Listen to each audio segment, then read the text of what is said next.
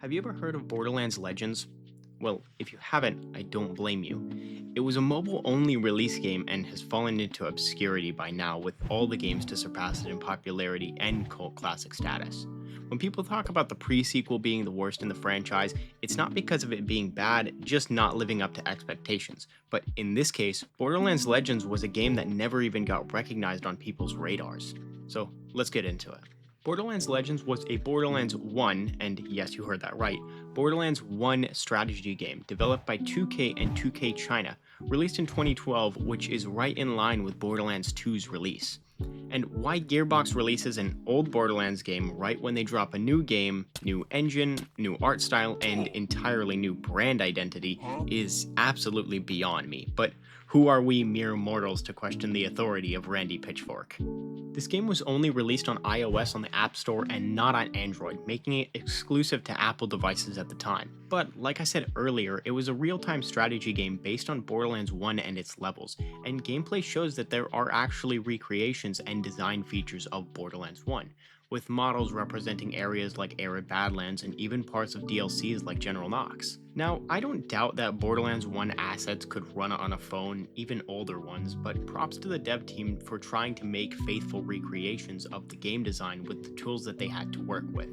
The levels do actually look like they belong right in Borderlands 1, even if game screenshots do make it look like a MOBA rather than a Borderlands game.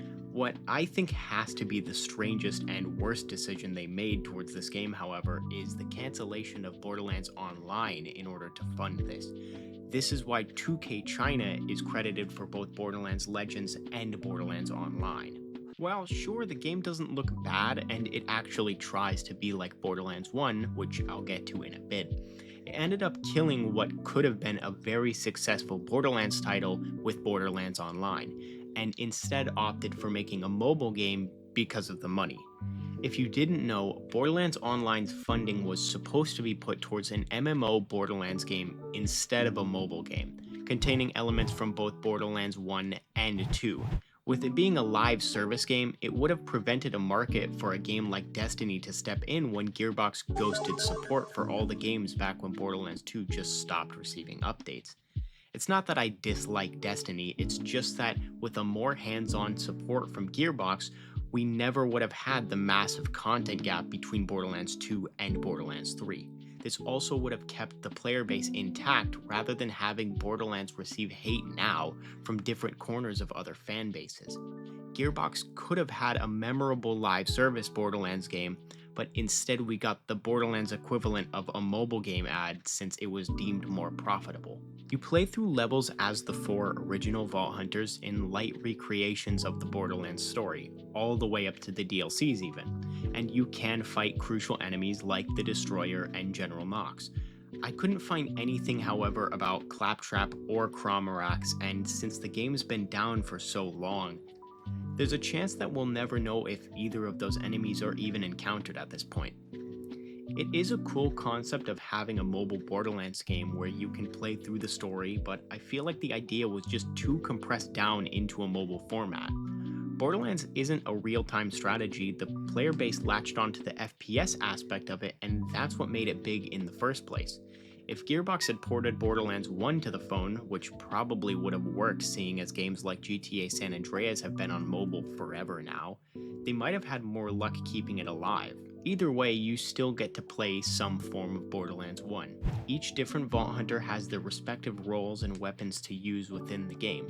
The intention being that you use each character to get a cohesive team going. Things like Roland healing your characters while they fight, or Mordecai keeping distance between enemies so you can take less damage.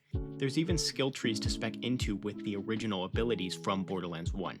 This all allowed for a similar style of playthrough for how Borderlands 1 actually was, and given all the story elements are there, it was essentially the only way during the time that you could play Borderlands on the go until legitimate handhelds were released and widely used.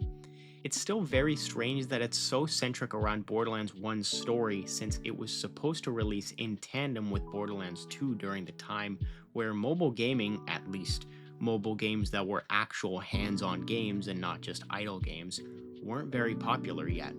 There are a handful of old reviews on the game that discuss how the game felt unpolished and not properly planned, but it had the saving grace of the traditional Borderlands mechanics along with a ridiculously sized loot pool. There's a ton of legendaries along with the classic Borderlands progression, and it was just unfortunately rushed. While I wouldn't say it was cobbled together, it was likely that 2K and Gearbox had issued the studio to just make it work, which resulted in an overall unrefined project rather than an unfinished one. If Gearbox did use all of their funding correctly, though, we could have had a mobile game and a live service game, all while Borderlands 2 was getting to its peak popularity. I don't think that Gearbox is going to ever release another mobile port or anything like that soon, honestly. While I wish I had the opportunity to try this game out, the direction the franchise is going is just towards PC and new gen consoles only.